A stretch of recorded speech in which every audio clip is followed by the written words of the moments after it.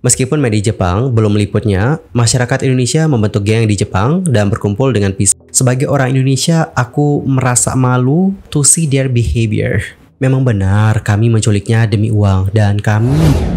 Hola everyone, I'm Mr. Kim. Welcome back to my YouTube channel. Guys yang lagi nonton, gimana nih kabarnya hari ini? Apakah dalam kondisi yang baik saja? Atau justru sebaliknya nih, lagi dalam kondisi nggak baik aja ya? Apapun itu, tetap semangat guys. Jangan menyerah, fighting. Anyway, di video kali ini kita bakal bahas tentang topik-topik yang selama beberapa belakangan terakhir itu rame banget diperbincangkan. Dan of course, sayang banget nih kalau kalian lewatkan. Jadi nanti kesannya kayak kudet gitu guys. Lantas, apa saja sih yang lagi ramai? Ya udah, yuk langsung aja kita mulai dari topik yang pertama. Di topik pertama, kita bakal bahas tentang oknum PMI di Jepang yang dituding bikin geng dan juga membuat resah warga lokal. Waduh. Jadi guys, belum lama ini ramai banget nih yang membahas soal bagaimana ulas kelompok oknum pekerja migran Indonesia yang ada di Jepang, di mana mereka dilaporkan telah menimbulkan keresahan di kalangan warga lokal. Beberapa unggahan di sosial media menunjukkan para oknum PMI itu berkumpul dengan atribut geng.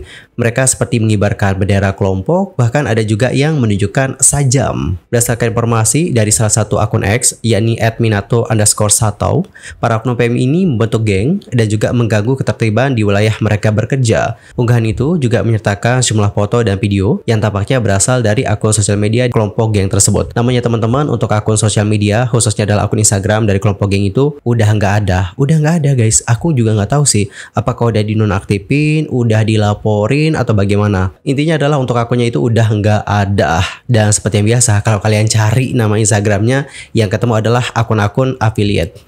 Dan guys, kalian tau gak sih, topik ini itu bukan hanya dibicarakan oleh netizen Indonesia saja, tapi juga sudah diperbincangkan oleh netizen yang berasal dari Jepang. Dan guys, kurang lebih seperti inilah bagaimana terjemahan dari postingan akun itu. Meskipun media Jepang belum meliputnya, masyarakat Indonesia membentuk geng di Jepang dan berkumpul dengan pisau dan memposting tentang hal tersebut. Mereka sering nongkrong atau sering kumpul di Osaka dengan menggunakan sepeda dan tidak menimbulkan insiden besar. Namun, sudah dilaporkan di Indonesia, ini akan menjadi masalah. Cepat ataupun lambat, maknanya berbeda dengan berandalan Jepang. Mereka berkumpul untuk memblokir orang yang lewat dan mengancam orang-orang yang mengomentari postingan mereka. Lebih baik hancurkan sekarang. Apakah polisi prefektur Osaka tahu? Saya juga akan menghubungi polisi prefektur Osaka. Dalam artian dia akan melaporkan hal itu kepada pihak yang berwajib nih guys. Informasi ini terungkap setelah banyak orang memberikan informasi melalui direct message. Mengapa ya Jepang tidak melaporkan kemungkinan berbahaya itu? Kedamaian itu kabur. Well guys, jadi seperti itulah bagaimana statement dari akun tersebut. Intinya adalah menurutnya ini tuh seperti merasakan ya memang untuk kelompok tersebut itu belum menimbulkan insiden besar. Namun menurutnya nih, cepat atau lambat pasti akan menimbulkan masalah. Begitu guys. So, dikarenakan hal itulah dia akan melaporkan hal ini kepada pihak yang berwajib. Kemudian di sini ada juga sebuah akun X yang mengatakan bahwa dirinya telah membantu untuk melaporkan hal ini ke KBRI Tokyo dan sekarang tinggal menunggu bagaimana tindak lanjutnya. Dia pun atas mengatakan nih guys bahwa ini sekaligus menjadi peringatan bagi kalian-kalian yang sudah sampai di Jepang untuk ayo dong lebih fokus sama tujuan utama kalian ke Jepang. Apakah itu untuk pendidikan ataupun bekerja, terutama untuk yang bekerja. Menurutnya, fokus saja untuk bekerja dan mencari uang guna memperbaiki kehidupan di Indonesia ataupun membantu keluarga, alih-alih melakukan hal-hal seperti ini. Sementara itu, untuk Kementerian Luar Negeri Republik Indonesia mengatakan telah melakukan pemeriksaan terkait informasi tersebut.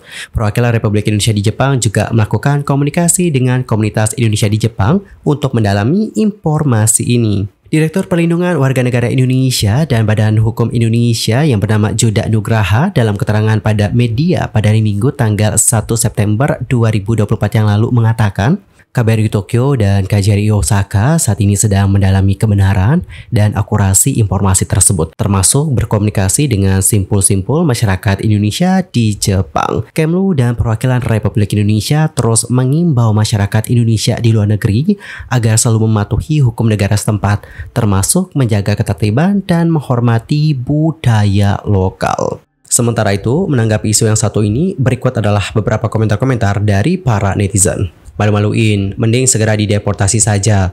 Maafkan kami, mereka tidak mewakili seluruh karakter bangsa Indonesia. Segera laporkan agar segera dideportasi. Deportasi saja please, merasa tinggi mereka tuh di sana. Padahal malu-maluin. Saya mengirimkan email pengaduan ke KJRI Osaka. Jadi jangan ragu untuk menghubungi kami, mengirim email kepada kami, ataupun mengirimkan keluhan kepada kami. Silakan dilaporkan saja. Saya dari Indonesia mendukung ketertiban dan perdamaian di semua negara. Jika ada sekelompok manusia perusuh atau mengganggu keamanan, ya harus ditangkap. Just report them atau laporkan mereka dan deportasi mereka. Sebagai orang Indonesia, aku merasa malu to see their behavior. Well guys, jadi seperti itulah beberapa komentar-komentar dari netizen, yang mana banyak dari mereka yang merasa kayak malu banget melihat hal-hal seperti ini, dan banyak dari mereka yang menyarankan agar hal-hal seperti ini segera dilaporkan saja, dan gak sedikit dari mereka yang menyarankan agar mereka segera dilaporkan dan mungkin diberikan hukuman berupa deportasi. Menurut aku nih, secara pribadi terserah sih kalau kalian yang berada di luar itu mau membentuk sebuah kelompok, apalagi kan kita kalau di luar tuh merasa seperti saudara teman-teman sesama orang Indonesia. Ya nggak sih, sesama perantauan gitu loh. Jadi sebenarnya kalau mau membentuk sebuah kelompok, sebuah grup, sebagai bentuk perkumpulan dan sebagainya sesama orang Indonesia yang ada di luar, menurut aku itu masih fine-fine aja sih. Namun janganlah seperti ini, jangan sampai mengganggu ketertiban dan juga membuat resah banyak orang. Karena ya teman-teman, kita kan di sana ibaratnya kayak bertamu gitu loh. Gimana sih gitu kita bertamu ke rumah orang gitu. Bukannya kita harus menjaga perilaku kita. Jangan sampai kita membuat orang yang punya rumah resah melihat bagaimana perilaku kita.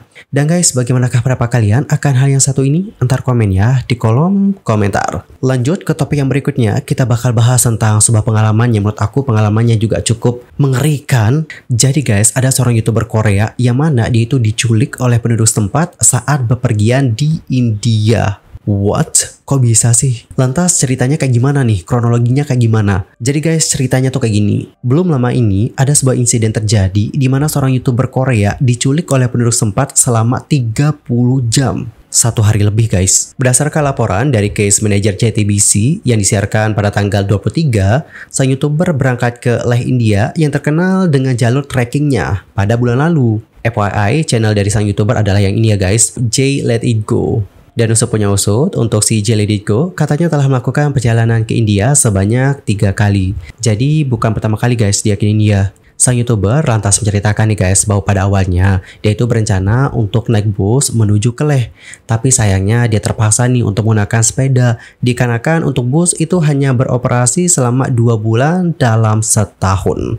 Adapun untuk jarak tempuh ke tempat tujuannya adalah 450 km. Wow. Dan ia mengendari sepedanya selama 10 jam sehari. Kuat banget sih. Dan saat staminanya udah hampir habis nih, ada sebuah truk itu berhenti di depannya si J. Kemudian terlihat nih guys, ada pria yang turun dari truk itu. Lalu bertanya kepada si YouTuber, "Kamu mau kemana? Aku nganterin kamu deh pakai kendaraan ini." Pada akhirnya usai ditawari nih, si J itu tanpa ragu menerima guys tawaran tersebut. Mengingat jarak ke tempat tujuannya juga ya masih lumayan. Kurang lebih 10 km guys. Pada awal nih, dia berencana untuk naik truk itu selama 20 atau enggak 30 menit. Namun dia itu kayak sangat lelah nih guys. Jadi karena lelah, dia pun tertidur.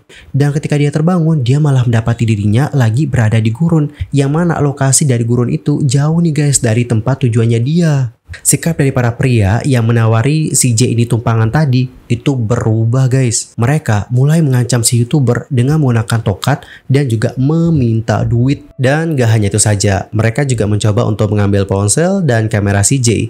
Bahkan memberinya obat yang ia gak ketahui. Itu obat apa? Sang YouTuber itu lantas berkata bahwa para penculik membiusnya sebanyak 2 kali. Suatu saat dia itu berpura-pura kayak makan obat itu, kemudian disembunyikan di tangannya. Hingga 30-40 menit kemudian dia kembali nih diberikan obat lain. Dan saat itu dia kayak nggak punya pilihan selain memakan obat tersebut. Karena untuk para pria yang memberikan obatnya ini terus melihatnya guys. Jadi dia pun memakan obat tersebut. Dan usai meminum obat itu, dia nggak sadarkan diri selama 5 hingga 6 jam. J kemudian menceritakan bahwa ketika dirinya diculik, dia segera menghubungi seorang kenalan dan juga memberitahu tentang lokasi dan situasi yang dialami. Setelah itu, dia pun meminta temannya untuk lapor ke polisi dan pada akhirnya dia berhasil selamat dari penculikan tersebut setelah 30 jam.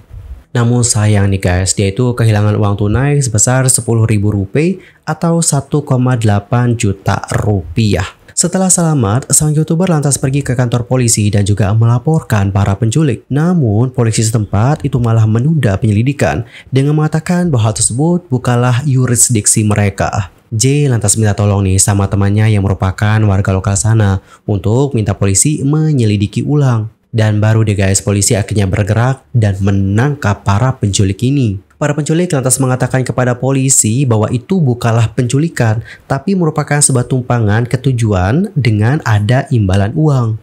Tapi setelah mereka diserang secara brutal nih oleh polisi, para penculik ini lantas ngaku nih guys dengan kejahatan yang dibuat. Mereka mengatakan seperti ini, memang benar kami menculiknya demi uang dan kami merusak kameranya. Sang YouTuber lantas berkata, para penculik berlutut dan memohon selama 1,5 jam dan dipukuli habis-habisan oleh polisi. Polisi berkata, ini adalah anak-anak yang malang, tidak bisakah kamu melihat mereka saja? Kalau kalian sendiri jadi J, gimana nih guys? Apakah kalian akan close kasusnya sampai di situ saja? Atau mungkin akan melakukan tindakan yang lain? Untuk membawa kasus ini ke tingkat yang lebih serius. Jujur, kasus dari J ini benar-benar kayak serem banget. Alhamdulillah, untung aja dia selamat ya guys. Karena coba deh bayangin, kamu itu sendirian, kamu dikasih obat bius. Serem banget loh itu, dibawa ke tempat yang sepi lagi. Dan dari kasus ini kita dapat belajar ya guys untuk lebih berhati-hati lagi ke depannya. Terutama ketika menerima tumpangan dari orang yang tidak kita kenal, apalagi itu di negara orang lain. Bukan untuk seuzon ya, tapi lebih ke berhati-hati saja untuk menghindari hal-hal yang terjadi dengan J ini. Dan kalau kalian sendiri gimanakah pendapatnya? Antar komen ya guys. Anyway, cukup sekian aja untuk hari ini dan kita akan jumpa lagi di video berikutnya dengan informasi terbarunya. I'm Soki Mame dan aku mohon maaf kalau ada kesalahan, baik itu dalam ucapan, sikap, tindakan, dan mungkin ada salah informasi, mohon koreksinya. Sampai jumpa ya semuanya dan selamat beraktivitas. Goodbye everyone and bye-bye.